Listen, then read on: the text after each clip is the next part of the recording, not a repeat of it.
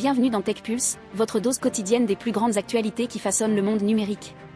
Aujourd'hui, le 19 décembre 2025, on plonge dans des développements assez importants, des interfaces cerveau-ordinateur aux mutations des paysages médiatiques. On y va droit au but. Sam Altman, chez Merge Lab, fait des vagues, quoi? La société, issue de Forest Neurotech, développe une interface cerveau-ordinateur par ultrasons et vise une valorisation de 850 millions de dollars, c'est bluffant. Alex Blania est fondateur, et l'appareil utilise des ondes sonores focalisées, ce qui pourrait offrir des traitements neurologiques personnalisés. C'est une démarche audacieuse, qui repousse les limites de l'interaction cerveau-ordinateur. Mais ce n'est pas que des cerveaux, le paysage médiatique évolue à toute vitesse. Netflix vient de sécuriser des droits exclusifs avec des acteurs majeurs, iHeartMedia, Barstool Sports, Spotify, et négocie avec SiriusXM.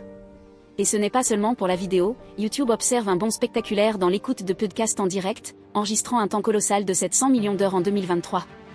Les spectateurs échangent leur temps devant la télé pour aller plus en profondeur avec les podcasts. Parlons ensuite d'identité. Netflix a fait un gros coup en acquérant Ready Player Me pour intégrer des avatars multijeux. Ils utilisent la technologie de l'entreprise et une équipe de 20 personnes, permettant aux joueurs de conserver leur identité dans différents jeux.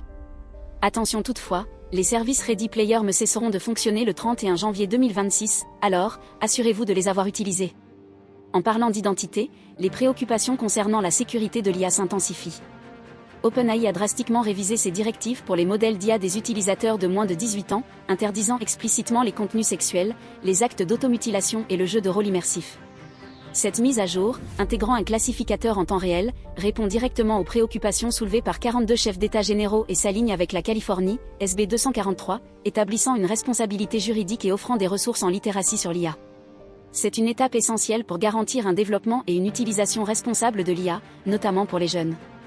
En parallèle, Google adopte une approche différente avec la technologie Scintidé, intégrée à l'application Gemini.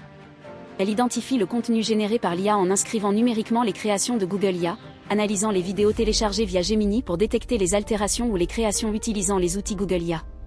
Le système identifie l'utilisation de l'IA via un filigrane invisible, limitant les téléchargements à 90 secondes et 100 mégaoctets et se concentrant sur le contenu généré par Google IA. En perspective, préparez-vous à une transition sur le marché des smartphones.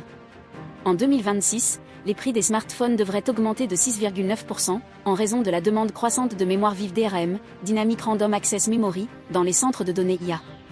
Les prix des composants, notamment la DRAM consommée par Nvidia et AMD, augmenteront de 30% et 20%, respectivement. Les ventes de smartphones devraient diminuer de 2,1% en raison de contraintes d'approvisionnement. Et enfin, Meta double sa mise sur le développement de l'IA. Elle crée de nouveaux modèles, Mango, images vidéo, et Avocado, textuel, sous la direction d'Alexandre Wang.